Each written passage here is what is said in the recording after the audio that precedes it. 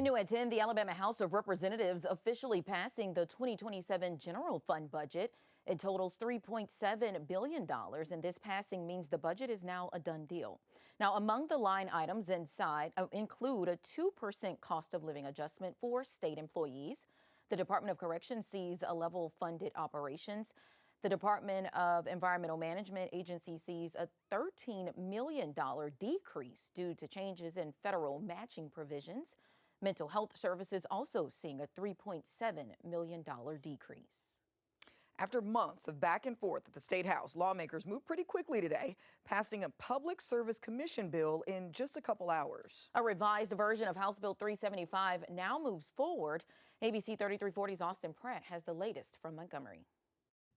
Representative Mac Butler says House Bill 475 may have his name on it, but after changes in the Senate, that's the only similarity to the bill that's now headed to the governor's desk. My name's on it, but it is definitely not my bill entirely.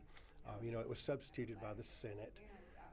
At the current moment, I cannot support the bill in its current form. The bill originally would have required the Alabama Public Service Commission to hold one formal rate case hearing every 3 years, which is similar in structure to other states. A rate case is a formal hearing where utilities have to justify the rates they charge customers and open their books under oath.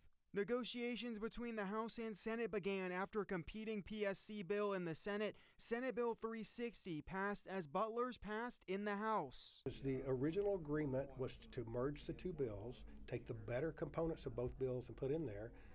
But the better components of my bill that I originally passed are not currently in the legislation. The Senate substitute of Butler's bill adds parts of Senate Bill 360, which expands the Public Service Commission from 3 to 7 members and creates a new Secretary of Energy appointed by the governor to help run it. It also freezes electric base rates until 2029 and bans utilities from passing along costs like lobbying and advertising to customers without the required rate case hearings. As you all know, we've been working on this Public Service Commission bill for quite a while now. The substituted version was passed by the Senate Wednesday without any opposition on the floor. It was sent back to the House where it was taken up later that day.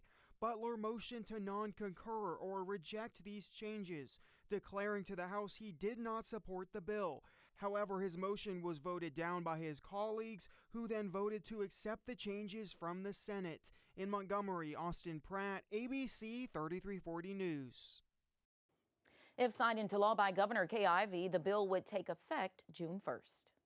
And a House committee also approving a bill which would establish the Alabama Voting Rights Act. The bill would remove restrictions on absentee voting and allow for early voting.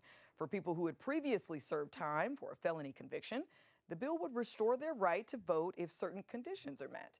The bill does not restore voting rights for anyone sentenced for certain violent crimes. This bill would modernize Alabama elections by expanding ballot access, strengthening voter protections, and improving election administration.